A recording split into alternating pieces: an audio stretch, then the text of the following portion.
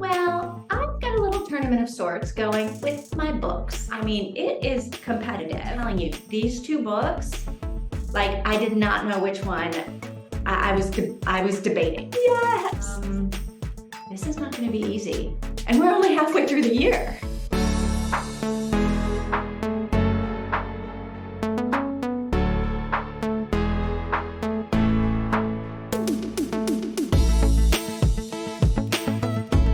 Welcome to my Sunday show. I'm Vivian, and this is episode 4, totally inspired by this little thing called the NBA draft.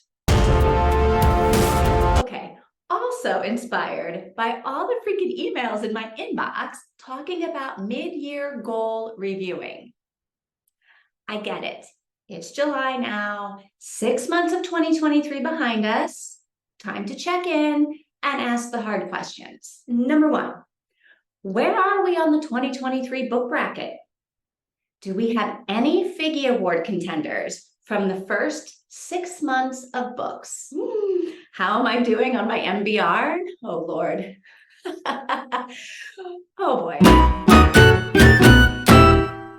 Okay, so here's the video I made in January talking about the 5 books on my MBR list.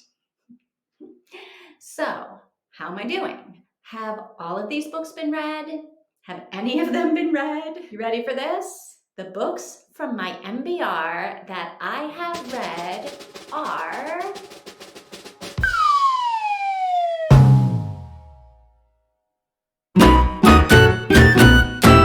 not necessarily the update I would like to be giving, but this is the update that I have. You know March Madness, right? Basketball tournament to decide the best basketball team in all the land. Well, I've got a little tournament of sorts going with my books.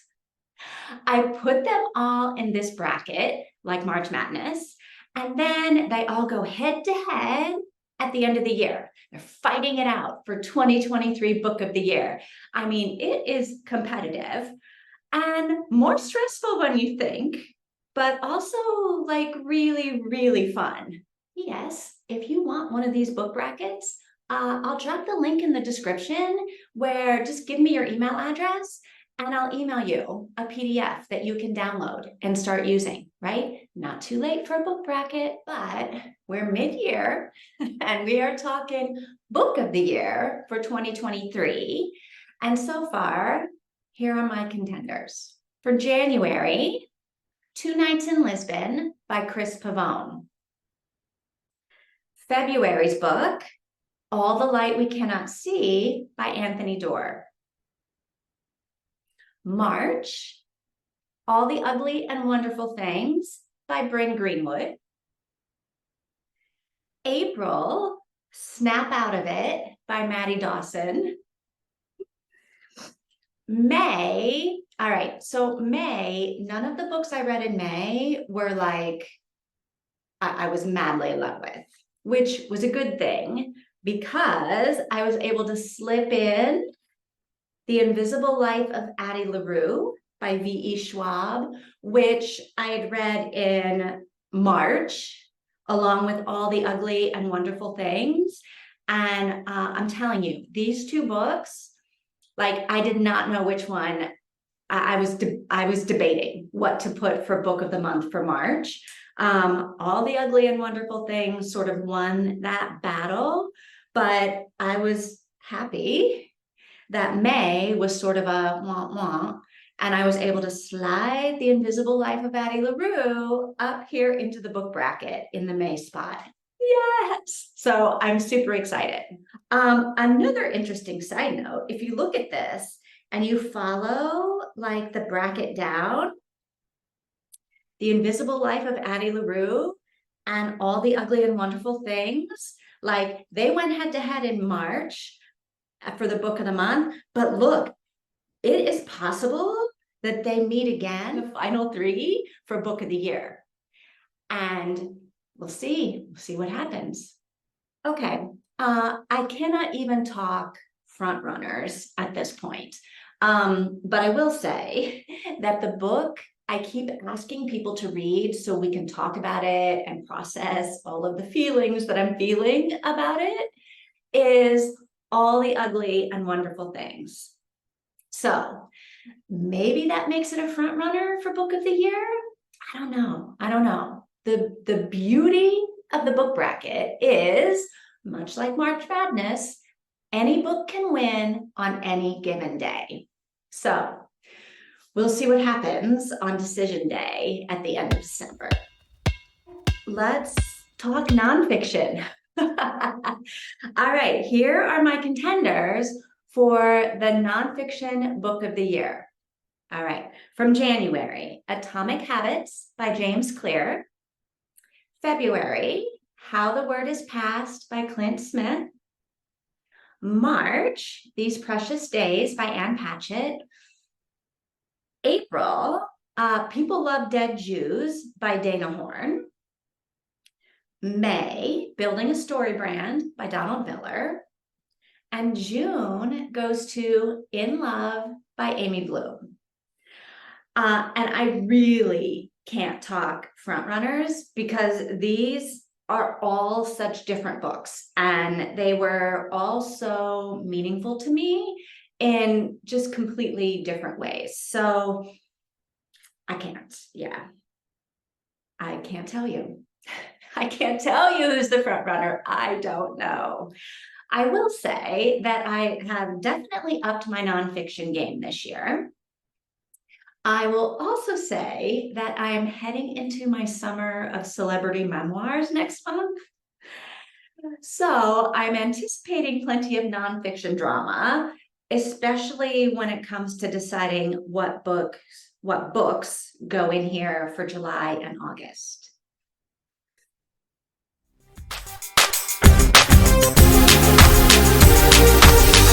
Let's talk Figgies.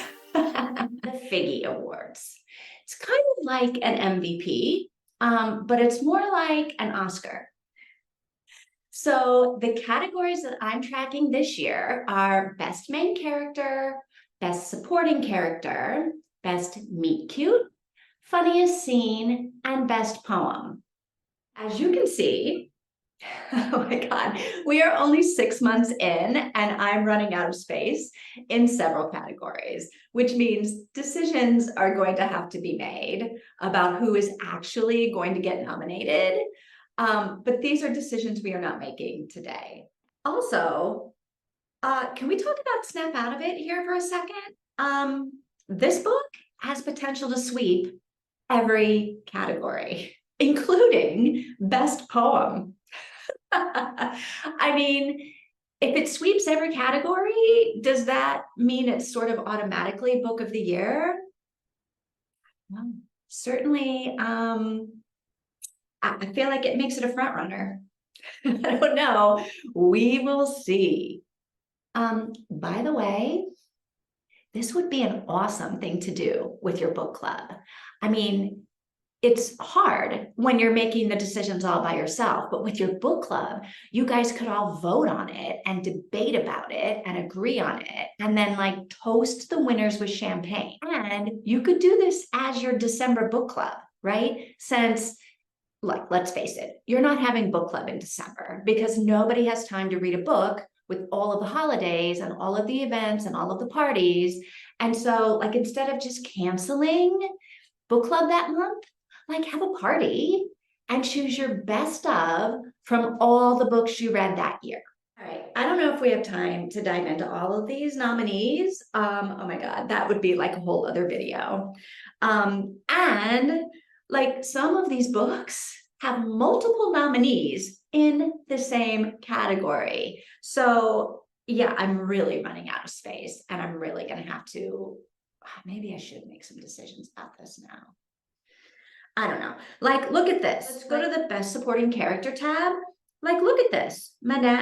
All the Light We Cannot See has Madame Manette and Frederick, both of them potential nominees for Best Supporting Character. Let's also, do you love how like some of these I've written notes about like who they are and why they're nominated and whatever notes. And then I have like Ian. Aunt Brenda, like no explanation needed. Like, how could I ever forget them or like why I loved them? I mean, does that make them front runners in the category? Maybe. Maybe. Okay, decisions need to be made. Maybe I'll do another video on the nominees, sort of narrowing it down. I don't know. It seems like too much to talk about in this video. But listen, if that's a video you'd like to see, if you'd like to see me like mid-year narrowing the field, let me know. Let me know in the comments if that's a video you'd like to see. All right, so yeah, here we are, the Figgies. This is not going to be easy. And we're only halfway through the year. Like, who knows what characters I'm going to meet and what's going to happen to them and what they're going to do and what I'm going to think about that. And oh my God. So yeah, we got 6 more months of characters and stories and poems. Wow. All right. That is the update, the 6-month update on the Figgies.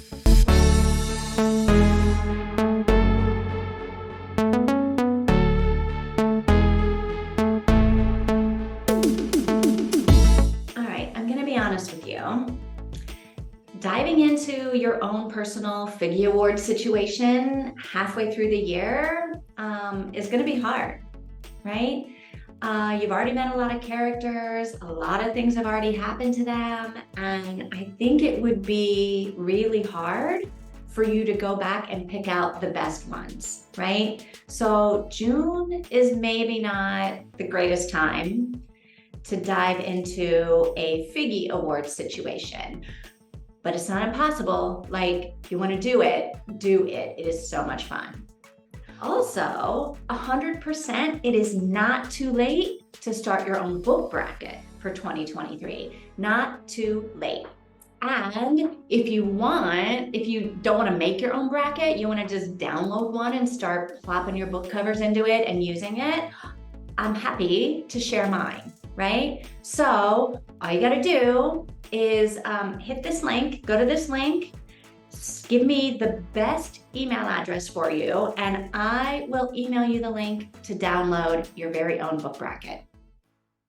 If you have already been thinking about your 2023 book of the year, what books are you thinking about as contenders from just your first 6 months of reading? Let me know. Put your contenders in the comments, right? Let me see what you're reading. Or if you've got thoughts on who should be the front runners for my book of the year or the Figgies, tell me in the comments what books and characters and scenes and poems you would vote for. I mean, we read different. Thanks for watching. See you next time.